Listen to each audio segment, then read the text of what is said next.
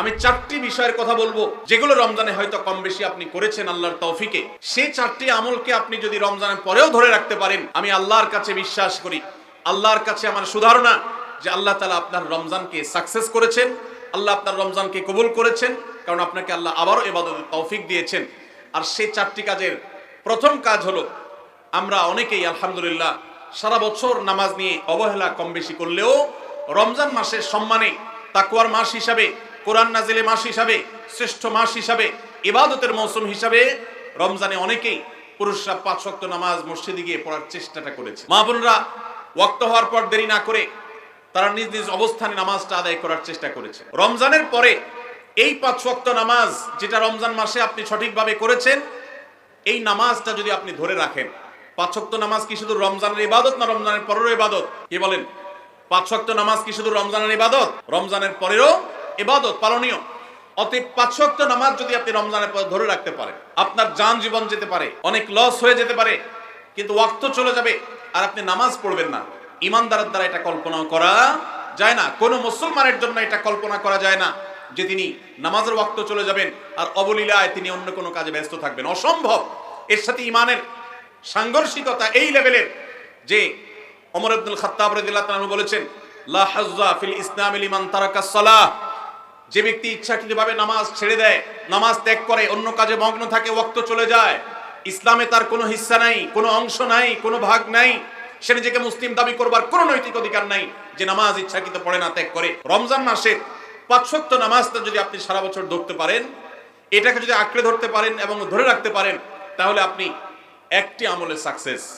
Number 2, Ramzan মাসে আমরা অনেকেই আল্লাহর দেয়া তৌফিকে গুনাহ এবং পাপাচারের কাছ থেকে বেঁচে থাকার চেষ্টা করেছি। চোখের জিনা, কানের গুনাহ, হাত দ্বারা কৃত অপরাধ, নানাবিধ অপরাধ থেকে আমরা বেঁচে থাকার চেষ্টা করেছি। আল্লাহ তৌফিক দিয়েছেন। কেন?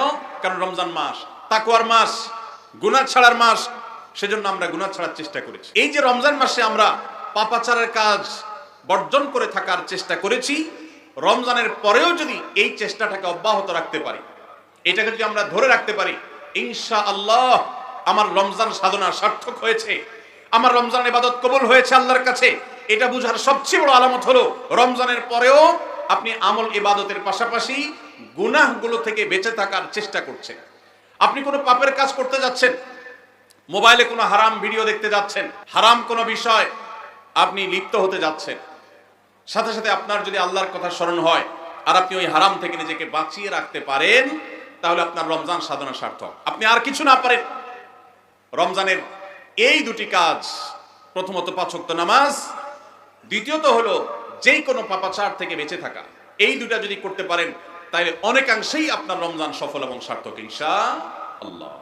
প্রিয় ভাইরা আমার, আল্লাহ যেখানে বলেই দিয়েছেন ইন্নামা ইয়াতাকাব্বালুল্লাহু মিনাল মুত্তাকিন, আল্লাহ শুধু মুত্তাকিদেরটাই কবুল করে। মুত্তাকি না হয়ে আল্লাহর কাছে কিছু উপস্থাপন করলে, পেশ করলে, দান দক্ষিণা করলে, কুরবানি করলে, নেক আমল করলে আল্লাহ সেটা কবুল করেন না, মুত্তাকিদেরটাই কবুল করেন। অতএব আপনি মুত্তাকি কিনা তার পরিচয় হবে, তার প্রমাণ হবে আপনি পাপাচার থেকে বাঁচার জন্য সংগ্রাম করছেন কিনা। আপনি যদি গুনাহ থেকে বাঁচার জন্য সংগ্রাম করেন, চেষ্টা করেন, সাধনা করেন, পরিশ্রম করেন, নিয়ত করেন, ইচ্ছা করেন এবং এর জন্য আপনি পদক্ষেপ গ্রহণ করেন, তাহলে তার মানে হলো আপনি মুত্তাকি। যত বেশি গুনাহ থেকে বাঁচার চেষ্টা করতে পেরেছেন তত বড় মাপের মুত্তাকি। আর যত বড় মাপের মুত্তাকি, রমজানের ইবাদত তত বেশি আল্লাহর কাছে কবুল হয়েছে, সেই ধারণা আল্লাহর কাছে আমরা পোষণ করতে পারি ইনশাআল্লাহ।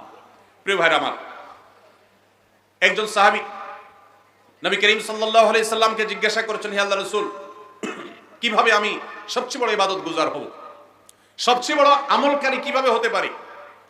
আমাদের কাছে বহু মানুষ কাগজ লিখে পাঠান, চিরকুট লিখে দেন যে হুজুর কোন আমলটা করলে বেশি সওয়াব হবে, আল্লাহ বেশি সন্তুষ্ট হবেন, আল্লাহর ইবাদত বেশি হবে কোন আমলটা করলে। প্রিয় ভাইরা আমার, নবী করিম সাল্লাল্লাহু আলাইহি সাল্লাম বলেছেন, ইত্তাকিল মাহারিমা তাকুন আবাদান নাস। তুমি হারাম কাজ থেকে বেঁচে থাকো, অবৈধ কাজ থেকে নিজেকে বিরত রাখো, গুনাহের ধারে কাছেও যেও না, পাপাচারের পথ মারিও না, তুমি সবচেয়ে বড় ইবাদত গুজার হবে, সবচেয়ে বড় নেক আমল হতে পারবে। অনেক বেশি নফল রোজা রাখে, অনেক বেশি দোয়া দুরূদ পড়ে, অনেক বেশি কোরআন তেলাওয়াত করে, অনেক বেশি নফল দান সাদাকা করে, অনেক বেশি নফল কাজ করে, এই লোক আল্লাহর খাতা বড় ইবাদত গুজার নয়।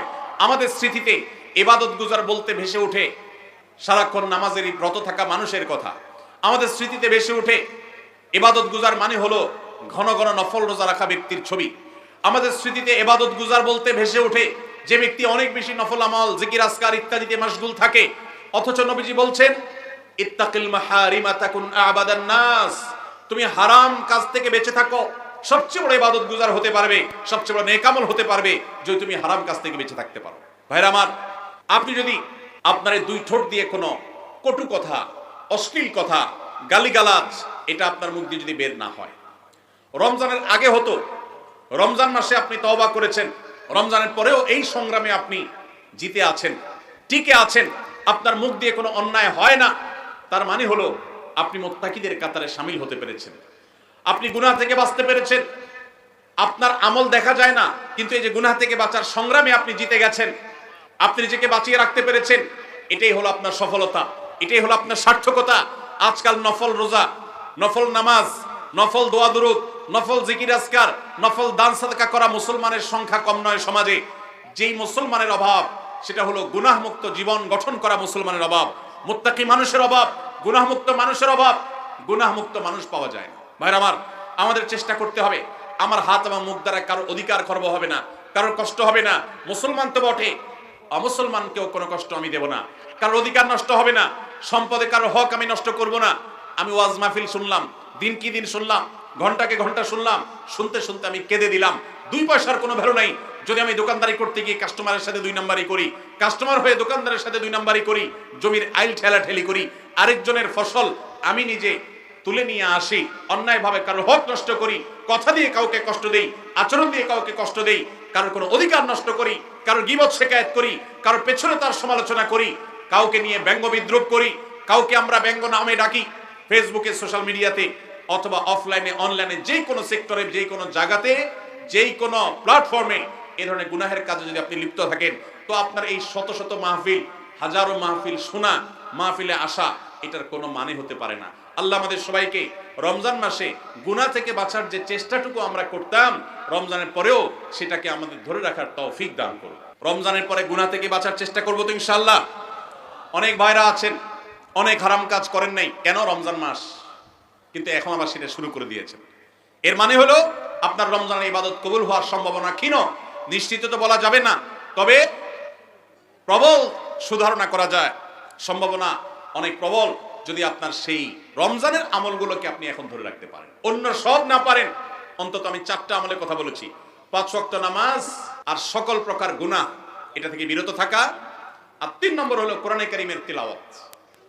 অনেকে আমরা আলহামদুলিল্লাহ কোরআন তেলাওয়াত করেছি রমজানে, কারণ রমজান মাস কোরআন নাজিলের মাস। আমাদের সালাফ পূর্বসূরীরা রমজান মাসে কোরআন হাত থেকে রাখতেন না।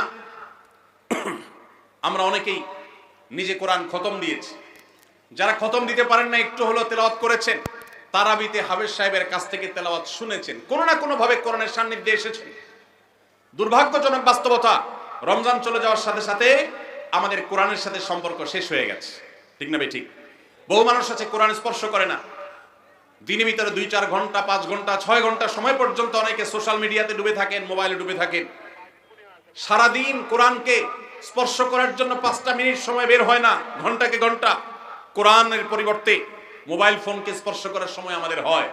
মনে রাখবেন, আপনার রমজানের আমল ইবাদত সার্থক হবে, সফল হবে, কবুল হওয়ার সম্ভাবনা জোরালো হবে যদি রমজানে যে কোরআন আপনি প্রতিদিন 2-4 পারা তেলাওয়াত করেছেন, এখন 2-4 পারা না পারেন 2-4 পৃষ্ঠা হলেও পড়েন, কিন্তু আপনার দিনের একটা সময় অবশ্যই বরাদ্দ থাকা উচিত কোরআনের জন্য। আজ আমরা দেখতে পাচ্ছি পৃথিবীর পূর্ব থেকে পশ্চিম, উত্তর থেকে দক্ষিণ, চতুর্পাশে আমরা যে হাহাকার দেখতে পাচ্ছি, লাঞ্ছনা দেখতে পাচ্ছি, অপমান দেখতে পাচ্ছি, পরাজয়ের গ্লানি দেখতে পাচ্ছি। মুসলমানদের দুরবস্থার অন্যতম প্রধান কারণ হলো আজ মুসলমান কোরআন থেকে দূরে সরে গেছে। নবী করিম সাল্লাল্লাহু আলাইহি সাল্লাম বলেছেন, ইন্নাল্লাহা ইয়ারফাউ বিহাদাল কিতাবি আকওয়ামা ওয়া ইয়াদাউ বিহি আখারিন। আল্লাহ রাব্বুল আলামিন এই কোরআনের মাধ্যমে বহু জাতির মর্যাদাকে আকাশে তুলবেন। আবার এই কোরআনের প্রতি অবহেলার কারণে, অবজ্ঞার কারণে, কোরআনকে ছেড়ে দেওয়ার কারণে, কোরআন থেকে দূরে থাকার কারণে, কোরআনকে পরিহার করবার কারণে বহু জাতিকে আল্লাহ তাআলা অপমানিত করবেন, অপদস্থ করবেন, তাদেরকে আকাশ থেকে পাতালে নামিয়ে ছাড়বেন। সেই দুর্ভাগ্যজনক বাস্তবতা আজ আমরা প্রত্যক্ষ করছি। মুসলমানের ঘরে কোরআন পড়ার কোনো অভ্যাস নেই, কোরআনের চর্চা নেই, কোরআনের আলোচনা নেই, কোরআনের আলোকে জীবন গড়বার কোনো পরিকল্পনা আমাদের মধ্যে নেই। এজন্য ভাইরা, রমজান মাসে যে কোরআনের সান্নিধ্যে আমরা ছিলাম, রমজানের পরে অল্প অল্প করে হোক প্রতিদিন আপনি কোরআন তেলাওয়ার চেষ্টা করেন। 1 পৃষ্ঠা 2 পৃষ্ঠা হলে তেলাওয়াত করার চেষ্টা করেন, অর্থ সহ বুঝে পড়ার চেষ্টা করেন। এটা যদি করতে পারেন আপনার রমজান সাধনা সার্থক ইনশাআল্লাহ। চেষ্টা করব তো কোরআন তেলাওয়াত করার। আল্লাহ রাব্বুল আলামিন এই কোরআনকে এমন এক গাইড বুক করেছেন। কোরআনের সবচেয়ে বড় মিরাকল হলো কোরআনকে যে যত বেশি আঁকড়ে ধরতে পারবে দুনিয়াতে আল্লাহ তাআলা তাকে তত বেশি সম্মানিত করবেন। ইসলামের ইতিহাসের সোনালী যুগের যারা স্বর্ণ মানব ছিলেন, সেই খুলাফায়ে রাশেদা, তাদের পরবর্তী যুগের যে সোনালী ইতিহাস ছিল, যখন বিশ্ব মুসলমানের পদতলে ছিল, মুসলমান যখন বিশ্বের সুপার পাওয়ার ছিল, গোটা বিশ্বে মানবতা তার সর্বোচ্চ শিখরে যখন আসীন হতে পেরেছে, মানবতা সবচেয়ে বেশি যখন প্রতিষ্ঠিত হয়েছে, যখন মুসলিম নয় শুধু অমুসলিমরাও সবচেয়ে সুখে শান্তিতে পৃথিবীতে বসবাস করতে পেরেছে, কারণ অধিকার খর্ব করা হয় নাই, অধিকার আদায়ের মতো আজকের পৃথিবীতে যে নাটক চলমান আছে সেই নাটক তখন হয়নি। সেই সোনালী অতীত মুসলমানদের যে ছিল, তখনকার মুসলমানরা কোরআনকে তারা আঁকড়ে ধরেছিল, কোরআনকে তারা মাথায় রেখেছিল, কোরআনকে তারা জীবনে ধারণ করেছিল, কোরআনকে তারা সবসময় স্মরণ করেছে, বরণ করেছে, গ্রহণ করেছে, কোরআন দিয়ে নিজের জীবনকে সাজিয়েছে, তার সুফল তারা পেয়েছে। আজ কোরআন আমাদের কাছে অবহেলিত, কোরআন আমাদের কাছে আজ সবচেয়ে বেশি পরিত্যক্ত। যেই গ্রন্থ বছরে আমরা রমজান মাস ছাড়া অনেকে উল্টায় দেখি না, পাঠ করি না। মোবাইলে আমার বহু অ্যাপ আছে, সাথে কোরআনের অ্যাপও আছে।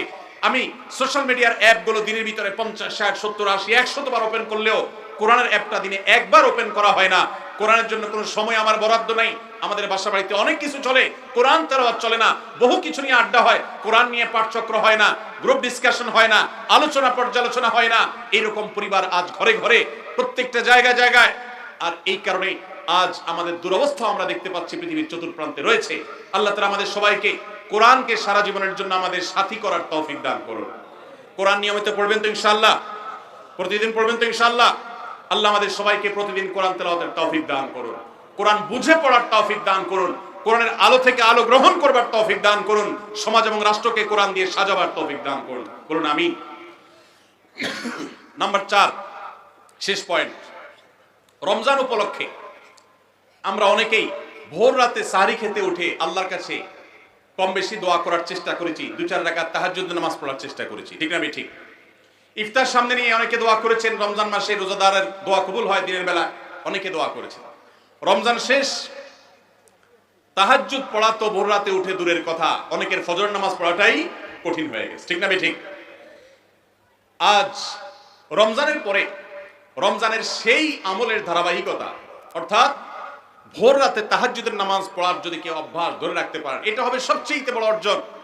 এটা যদি না পারেন, অন্তত ফজরের নামাজ, 5 ওয়াক্ত নামাজ তো পড়বেনই, ফজর নামাজ স্পেশালি জামাত যাতে কোনোভাবে মিস না হয়।